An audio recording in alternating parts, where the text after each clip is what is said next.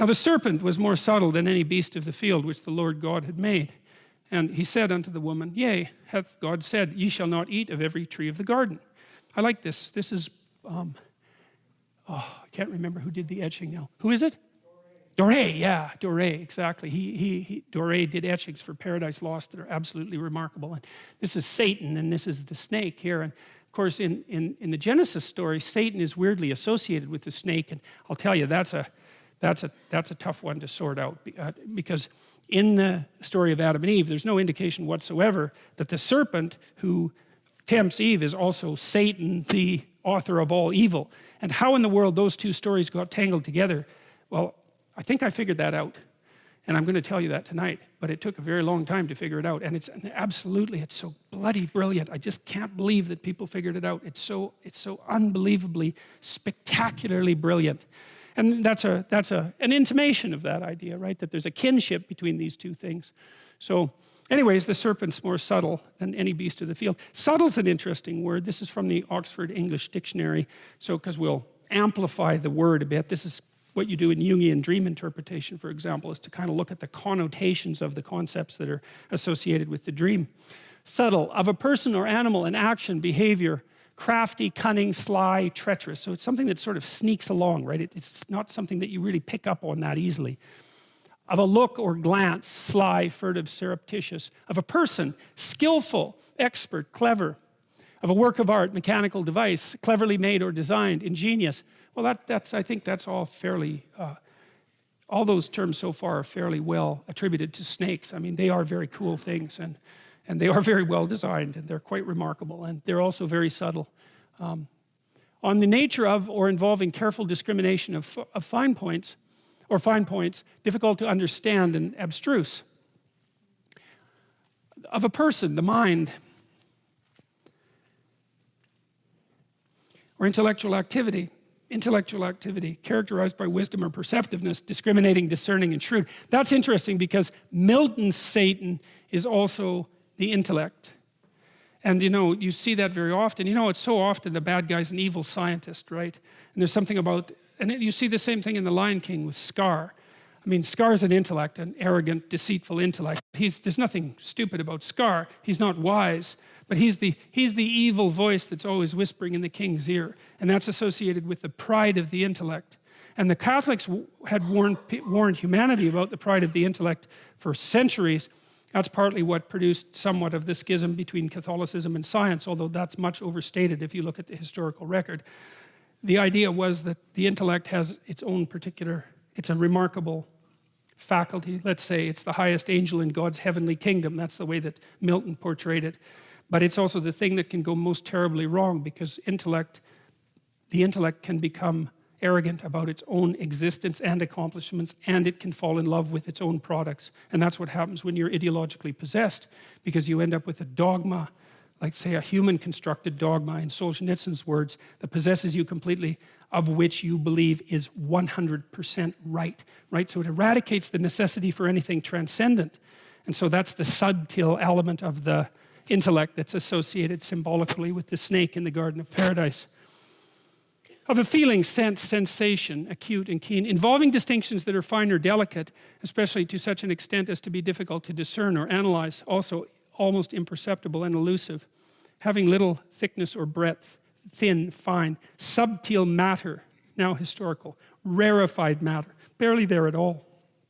And the woman said unto the serpent, We may eat of the fruit of the trees of the garden, but of the fruit of the tree which is in the midst of the garden, God has said, Ye shall not eat of it, neither shall you touch it, lest ye die. And the serpent said to the woman, Ye shall not surely die. For God doth know in the day that you eat thereof, then your eyes shall be opened, and you shall be as gods, knowing good and evil. Sneaky, subtle. It's a nice story, eh? The first thing is, the instant implication is, well, you can't trust God. So that's pretty sneaky. And the next is, well, he's trying to pull a fast one on you. And the next one is, well, he's trying to do that because he's jealous, and he doesn't want you to know things that he knows, because that wouldn't be so good. And he's lying to you anyways, because you're not going to die. And if you eat it, contrary to what you've been informed, then all that's going to happen is your eyes will be open and you'll be like gods, knowing good and evil. Well, that sounds pretty damn good. So, you know, and I mean, Eve, what does she know? You know, it's no wonder she's susceptible to such blandishments. And it's quite interesting too, because Adam and Eve, God tells Adam and Eve not to eat the damn fruit, but they never promise not to, right? So they haven't promised, they've just been told to. And well, should they be obedient? Well, how obedient do you want your children to be? You want them to be obedient enough so they don't get hurt, but disobedient enough so that they go out in the world and do something courageous, and they break some rules, and they learn some things. And so, you know, it's a very paradoxical story. Anyways, the serpent wins this round, man. And so Eve pays attention to the snake. So again, we have the same set of images, right? We have Adam and we have Eve. We have this tree and we have this strange serpent. That's a dragon-like form. They're a sphinx-like form that's associated with the tree. The snake's eternally associated with the tree. Well, the snake was eternally associated with the tree. We spent, God only knows how many tens of millions of years as tree-dwelling primates. And the primary, or one of our primary predators, we had 3 primary predators: snakes, birds, cats. And so the snake has been associated with the tree for a very, very long time. And the lesson the snake tells people is, you bloody well better wake up, or something you don't like will get you. And who's going to be most susceptible to paying attention to the snake? And that's going to be Eve. And the reason for that is Eve has offspring. And there's nothing tastier to a snake than a child. And so Eve had every reason to be self-conscious and neurotic. And women are more self-conscious and neurotic than men by quite a substantial amount. And that's true cross-culturally, and it emerges at puberty. And part of the reason is, as far as we can tell, is that women are more sexually vulnerable. They're also smaller. So that's a problem if you're engaged in any physical alteration. But most importantly, I think, is that why would you ever assume that a human female's nervous system is adapted to her or her well-being? Why wouldn't you assume instead that her nervous system is adapted to the female infant dyad? Because if it isn't, then the infants die. And so you might think, well, women are way more susceptible to depression and anxiety than men are. And that's a hell of a burden to bear. And that's also true cross-culturally, by the way. And it also kicks in at puberty. And the biggest differences are in Scandinavia, for those of you who think it's sociocultural, which it isn't. So, but there's reasons for it, you know, and it's also at puberty when men and women start to become sexually dimorphic in terms of size, and men are way more powerful in their upper bodies. It's incomparably more powerful. And so that makes them a lot more dangerous. And the primary human defense mechanism is punching, like with kangaroos. Because there's some other animals that punch. Chimps can punch too, but human beings, it's a punch. And most of the force in that is upper body and shoulder. And so a woman's no match for a man in a fight. And so she has every reason to be nervous, especially when you add to that her additional sexual vulnerability and the fact that she has to take care of extraordinarily dependent infants who are extremely fragile for a very long period of time.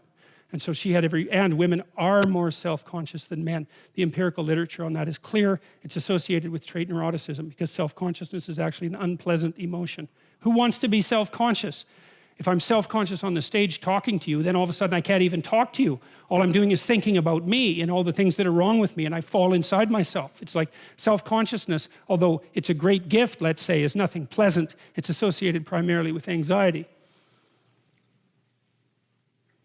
So Eve had every reason to pay attention to the snake, that's for sure. I think I read this week that among, I can't remember which tribesmen it was, unfortunately, although I did put a footnote in my new book about this. These were jungle-dwelling tribal people.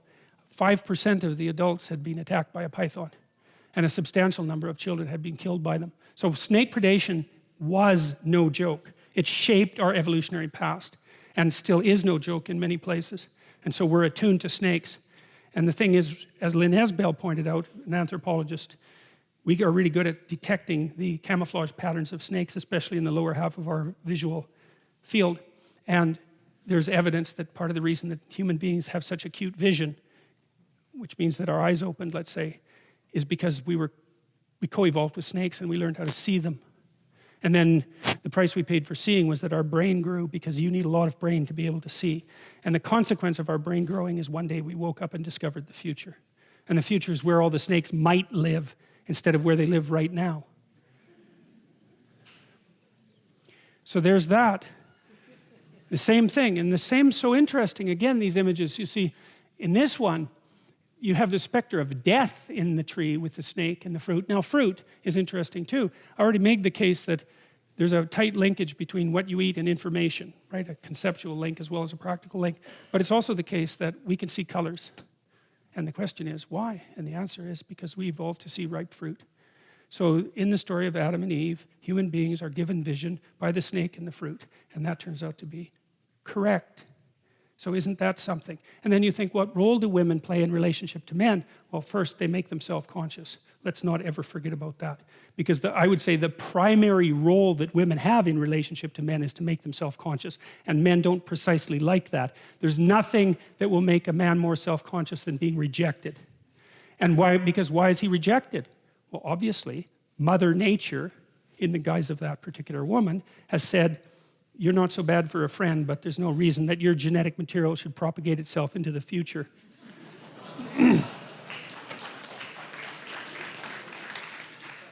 Right, well, and it's not like men are exactly happy about being made self-conscious by women, right? It's a major source of continual tension between men and women, and it's no wonder, but it's also the case, and this is something really cool and interesting to know, you know, we diverged,